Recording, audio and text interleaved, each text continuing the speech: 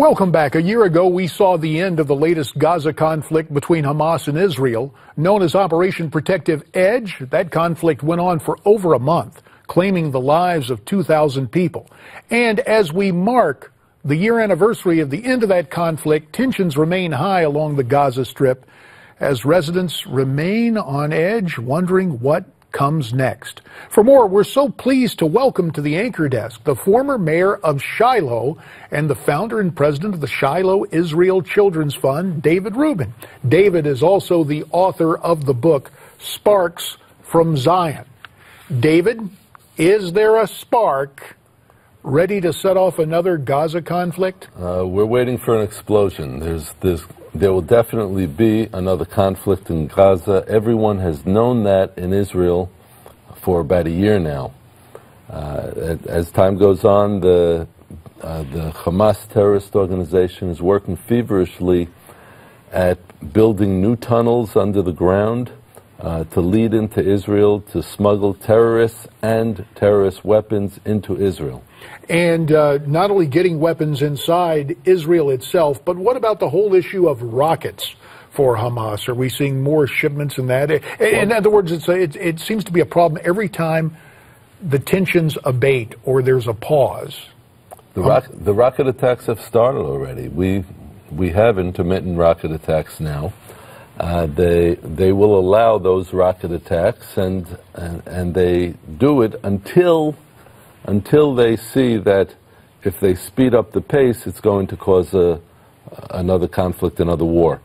So we have these rocket attacks coming in dribs and drabs, and it's going to increase as time goes on. Of course, parallel with this, we have the Iranian situation.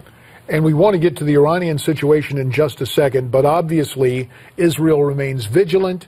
A weapons depot of Hamas destroyed by Israel in retaliation for some of the rocket fire. So Israel remains vigilant. Residents there on the Gaza Strip remain wary, but internationally, this whole proposed agreement with Iran is something that is keeping a lot of people awake at night.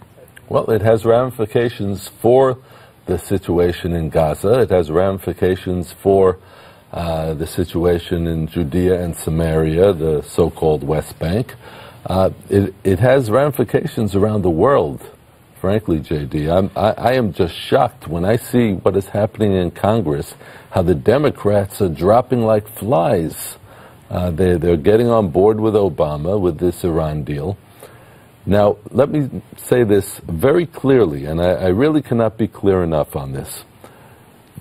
No one can be supporting this Iran nuclear deal, which enables them to get the nuclear bomb within 10 years. No one can be supporting this deal and still be pro-Israel. And I don't know how, there's so many Democrats that stood there when the Prime Minister of Israel came and spoke to the Joint Houses of Congress, and they were cheering him on, both sides of the aisle. But now that push comes to shove, the Democrats are not there for us. The senators, other than Charles Schumer and Robert Menendez, I have not seen any senators out there taking a stand for Israel. So, in other words, and you're speaking to American groups during your visit here, you're basically saying, here's the litmus test. If Democrats support the deal with Iran, they're not friends of Israel. This is an absolute litmus test. And I tell you, J.D., that in Israel, I have my disagreements. You know, as someone who would be identified as conservative or on the right, I have my differences with those on the left. But when it comes to the Iran deal, there is hardly a person in Israel from far right to far left who is in favor of this agreement. So no one outside of Israel, if they truly are friends of Israel, can be supporting this deal. David, in the minute that remains, I want to talk about something else that's going on of great concern to Americans and worldwide, and that is the persecution of Christians we are seeing. Of course, the State of Israel set up in response to the Holocaust and World War II. In your opinion, are we seeing a Holocaust directed at Christians, and is Israel the only safe place for Christians now in the Middle East? Got about 45 seconds. The short answer is yes. Israel is the only safe place for Christians in the Middle East.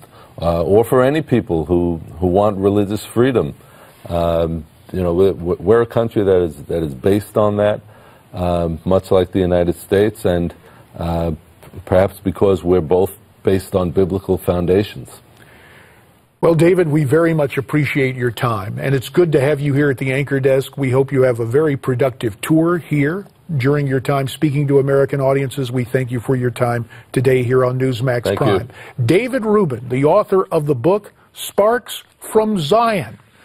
We thank you so much for your time again, David, and Newsmax Prime continues right after this.